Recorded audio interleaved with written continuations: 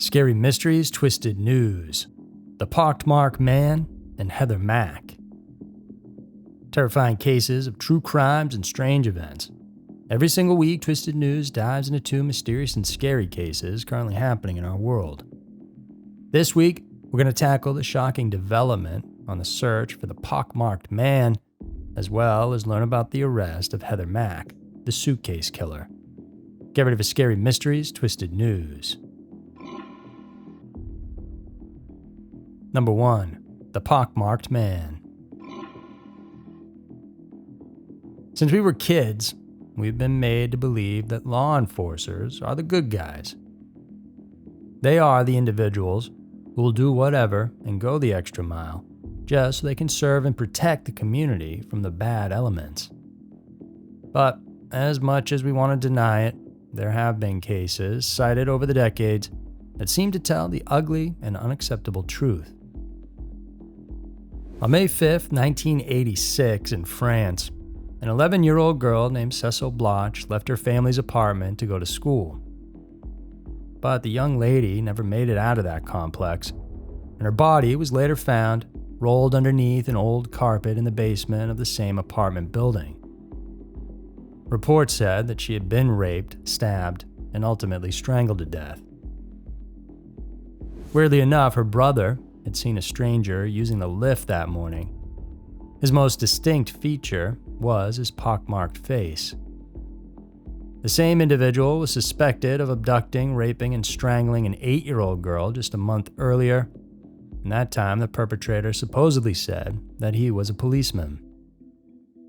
Both crime scenes were terrifying to behold, and each of the victims had been made to suffer greatly before being killed.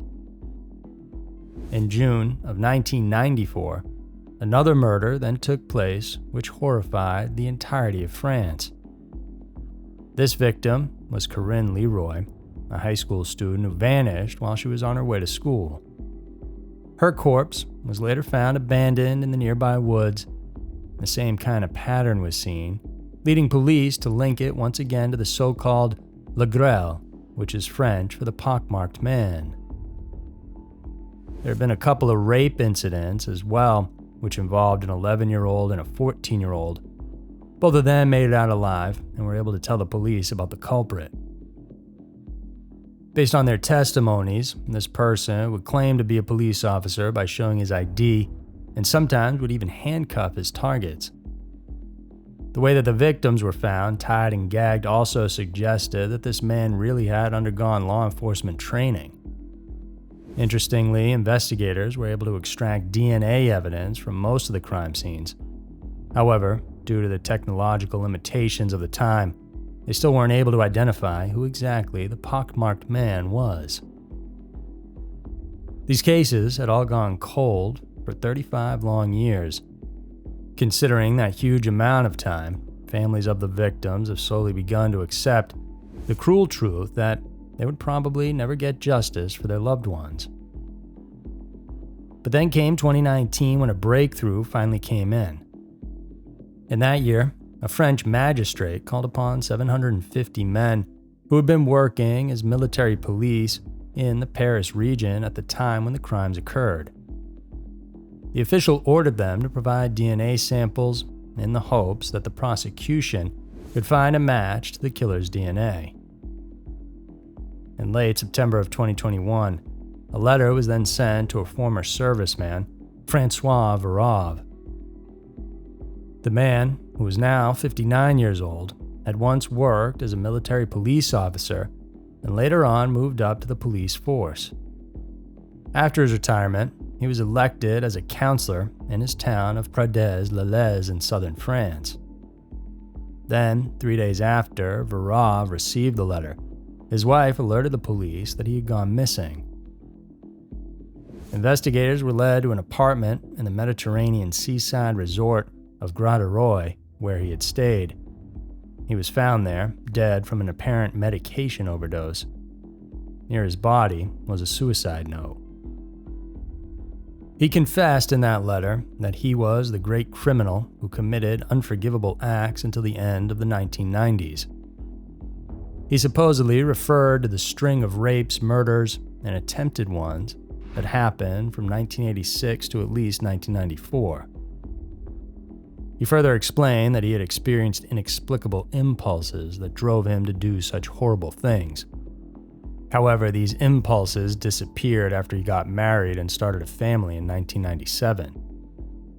At that point, he had gotten himself together, as he put it, and had since prevented himself from committing any crimes, Varov went on to say. To verify his claims, the prosecutor's office conducted DNA testing on his remains. The results came out to confirm that his genetic profile matched exactly to the ones recovered at the aforementioned crime scenes. Despite his untimely passing, the family, friends, and loved ones of the victims are still calling for an investigation. They believe that there could be others who fell victim to the hands of the man who they once thought was a man of the law and justice. Number 2. Heather Mack. It's quite typical for conflict to arise between parents and their children. The reasons may vary greatly for each, but at the end of the day, it's all but a disagreement that can easily be solved when love and understandings are made to prevail. Unfortunately, this will not always be true to all. In 2014, Sheila von Weissmack, the widow of acclaimed composer James L. Mack, brought along her then teenage daughter Heather Mack to Bali, Indonesia. The mother thought that going on vacation in this beautiful tropical island in Asia would help mend their troubled relationship. Unbeknownst, though, to the 62-year-old, the teenager had told her boyfriend Tommy Schaefer about the trip. About a half a day after they arrived at their accommodations in St. Regis's resort in Bali, the 21-year-old lover also showed up. During that tense occasion, the 18-year-old girl revealed that she was pregnant with Schaefer's child, and the mother reportedly got upset and supposedly lashed out at her daughter. The young man rushed to defend his baby mama, but this was when things got really ugly. Out of anger, Schaefer reportedly grabbed a metal fruit bowl and used it to bludgeon the older woman to death. Now lifeless, the two stuffed her body into a travel suitcase. They then abandoned the luggage inside the trunk of a taxi that happened to be parked near their hotel. After having done this, the young lovers immediately fled the scene. The couple was eventually caught when the driver of the taxi noticed blood seeping out of the suitcase. The man went on to call the police and told them about the ghastly discovery. The ensuing investigation led the local authorities to a nearby budget motel where the two had been found. In 2015, the now so-called Suitcase Killer and her then boyfriend were convicted by an Indonesian court for the cold-blooded murder of Mack. Mack was sentenced to 10 years in prison for assisting in the crime, and Schaefer got 18. A year later, Robert Bibbs, Schaefer's cousin, pleaded guilty to helping the youngsters plan the killing in exchange for $50,000 that Mack would have received as inheritance. Bibbs was sentenced to 9 years in prison for that. Because of her good conduct while being incarcerated, the Indonesian government decided to shave off almost 3 years on Mack's sentence. The chief of the Karabokan female prison attested to Mack's good behavior, and she also said that the American will be out of her cell by the end of October 2021. Upon her release, Mack will be reunited with her daughter Stella. The 6-year-old had been given up for adoption to a local family when she was just 2. The young mother, however, said that she decided not to bring the girl back to the States and would let her remain in the care of her foster family. Mack said that she would rather see her daughter grow up in Indonesia, where the people are nicer and it's better and safer than back home. Mack said in an interview, "My daughter is more Indonesian than American. She has a good life here." As a sign of goodwill and perhaps an act of atonement, Mack chose to write off Weissmack's entire $1.56 million worth of an estate over to Stella. Essentially, the ex-convict would return to her hometown in Chicago with nothing but the clothes on her back. Apparently, the most important thing for her now is that she will be living a life that has already been forgiven from fall. So there were two of the strangest and most shocking stories around. The world can be a crazy place, and Twisted News is always sure to show you why.